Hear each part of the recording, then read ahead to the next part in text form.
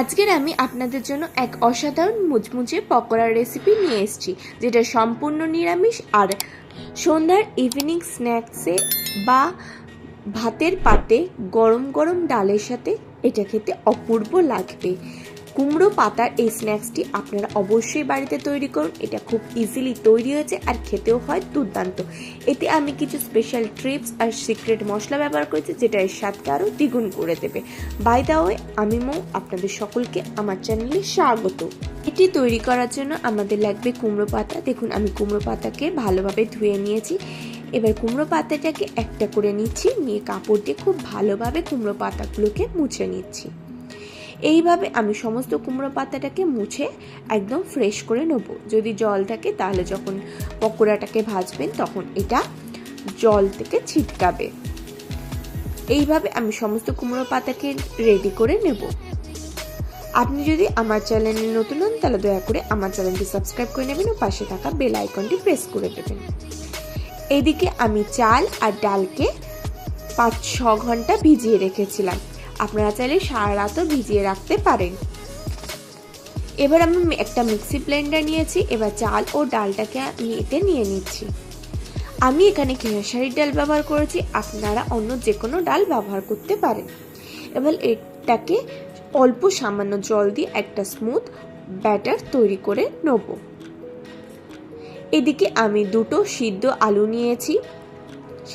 এবার সিদ্ধ আলুটাকে আমি একটা গ্রেটার দিয়ে খুব সুন্দরভাবে গ্রেট করে নিচ্ছি। এইভাবে সিদ্ধ আলুকে গ্রেট করে নিলে আলুটা একদম ফাইন মিক্স হয়। আপনারা যদি গ্রেটার দিয়ে গ্রেট না করতে চান তাহলে হাত দিয়ে এমনি স্ম্যাশও করে নিতে পারেন। আলুটাকে খুব সুন্দরভাবে আমি গ্রেট করে নেব। আপনারা যে কোনো নিরামিষ দিনে অবশ্যই একবার এই রেসিপিটি ট্রাই করবেন। এটা খেতে দুর্দান্ত লাগে। ইভিনিং স্ন্যাক্সে এটা চায়ের সাথে যেরকম সুন্দর লাগে, তেমনই দুপুরবেলা গরম ভাতের পাতে ডালের সাথে অপূর্ব লাগে। এবার গ্যাসে আমি তেল নিয়ে নিয়েছি। তেল গরম হয়ে গেলে গোটা জিরে ও গোটা সর্ষে দিয়েছি, দিয়ে এটাকে হালকা নেড়ে চেড়ে নিয়েছি। এতে সামান্য নারকেল কুচি দিয়েছি, দিয়ে নারকেল কুচিটাকেও এর সাথে খুব ভালোভাবে নেড়ে চেড়ে ভেজে নিচ্ছি। দেখুন, খুব সুন্দরভাবে নেড়ে চেড়ে ভেজে নিচ্ছি। এবার এতে আমি দিয়ে দিচ্ছি পেঁয়াজ কুচি। আপনি যদি সম্পূর্ণ নিরামিষ করতে চান তাহলে এখানে পেঁয়াজটাকে অ্যাভয়েড করতে পারেন। পেঁয়াজটাকে অ্যাভয়েড করে এটা সম্পূর্ণ নিরামিষ হবে। এবার এতে দিয়ে দেবো লঙ্কা কুচি। লঙ্কা কুচি দিয়ে পেঁয়াজ ও লঙ্কাটাকেও এর সাথে খুব ভালোভাবে নেড়ে চেড়ে ভেজে নেব। পেঁয়াজটাকে আমি এইভাবে 3-4 মিনিট ভেজে নেব। নিয়ে এতে আমি দিয়ে দেবো কয়েকটা কারি পাতা। কারি পাতা দিয়ে কারি পাতাটাকেও এর সাথে খুব ভালোভাবে নেড়ে চেড়ে নেব। এই কারি পাতা দিলে খুব সুন্দর একটা ফ্লেভার আসবে। আপনারা অবশ্যই এই কারি পাতাটা অ্যাড করবেন। কারি পাতা দিয়ে এটাকে আবারও নেড়ে চেড়ে ভেজে নিচ্ছি। এটাকে খুব ভালোভাবে নেড়ে চেড়ে নিয়ে এবার এতে দিয়ে দেবো হলুদ গুঁড়ো, দিয়ে দেবো লঙ্কা গুঁড়ো। হলুদ ও লঙ্কা গুঁড়ো দিয়ে এটাকে খুব ভালোভাবে নেড়ে চেড়ে নেব। এবার এতে দিয়ে দেবো গ্রেট করে রাখা সিদ্ধ আলু। গ্রেট করে রাখা সিদ্ধ আলু দিয়ে এর সাথে খুব ভালোভাবে নেড়ে চেড়ে নেব, নিয়ে খুব সুন্দরভাবে মিশিয়ে নেব। দেখুন, মশলার সাথে আলুটাকে খুব ভালোভাবে নেড়ে চেড়ে কষিয়ে নিচ্ছি।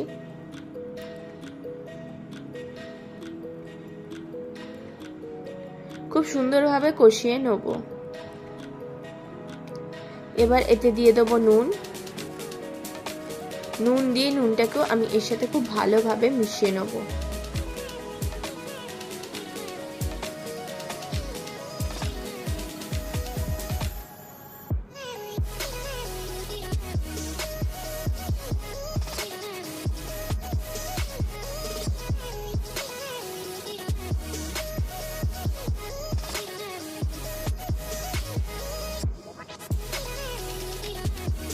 দেখুন, মশলাটাকে আমি খুব সুন্দরভাবে এই আলুর সাথে মিশিয়ে নিয়েছি। এবার গ্যাসের ফ্লেম অফ করে দেবো, দিয়ে এটাকে একটা পাত্রে ঢেলে নেব। এবার এটাকে আমি ভালোভাবে পাত্রের ওপর ছড়িয়ে দিয়ে এটাকে ঠান্ডা হতে দেব। এটা ঠান্ডা হোক চলুন ততক্ষণ যে ব্যাটারটা তৈরি করেছিলাম সেটাকে আমি একটা পাত্রে ঢেলে নিয়েছি। এবার এতে আমি দিয়ে দেবো স্বাদ অনুসারে নুন, দিয়ে দেবো পরিমাণ মতন হলুদ গুঁড়ো, আর দিয়ে দেবো পরিমাণ মতন লঙ্কা গুঁড়ো, দিয়ে এর সাথে খুব ভালোভাবে মিশিয়ে নেব। এটাকে আমি খুব সুন্দরভাবে মশলা দিয়ে খুব সুন্দরভাবে ফেটিয়ে নেব। দেখুন আমি খুব সুন্দরভাবে ফেটিয়ে নিয়েছি। ঠিক এই রকম ঘনত্ব হতে হবে, খুব বেশি পাতলা হবে না, আবার একদম গাঢ় হবে না। আপনাদের যদি গাঢ় হয় তাহলে একটু জল দেবেন, আর যদি পাতলা হয় একটু বেসন দিয়ে দিতে পারেন। এবার আমি যে পাতাটাকে মুছে রেখেছিলাম সেই পাতাটা একটা নিচ্ছি, তাতে আমি আলুর পুর দিয়ে দিচ্ছি। এবার কুমড়ো পাতাটাকে আমি খুব ভালোভাবে ফোল্ড করে একটা রোল করে নেব। প্রথমে সাইড দিয়ে দুপাশটা মরবো, নিয়ে এবার উপর থেকে ধীরে ধীরে একদম রোল করে নেব। এইভাবে আমি সবগুলো রেডি করে নেব। এবার রোল তৈরি করতে করতে আমি গ্যাসে কড়া নিয়ে নিয়েছি, তাতে আমি সাদা তেল দিয়ে দিয়েছি। তেলটাকে আমি কড়ায় ভালোভাবে স্প্রেড করে তেলটাকে গরম করে নেব। এবার তৈরি করা ব্যাটারে আমি ওই কুমড়ো পাতার বড়াগুলো ডিপ করব, খুব সুন্দরভাবে এতে আমি কোট করব। এবার তেলে আমি আস্তে আস্তে ছেড়ে দেবো। দেখুন আমি তেলে ছেড়ে দিয়েছি।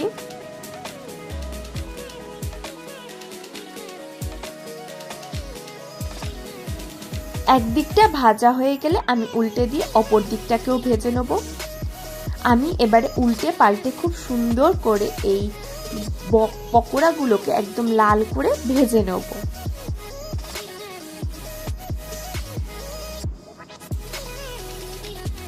আমি দেখুন তেল দিয়ে একটুখানি তেলটাকে নাড়িয়ে দিচ্ছি।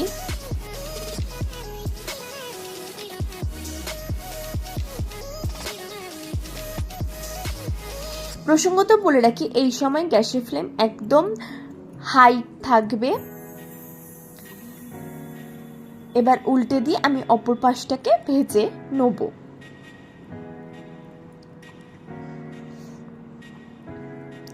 উল্টে পাল্টে আমি সমস্ত দিকটা খুব সুন্দর করে লাল করে ভেজে নেব।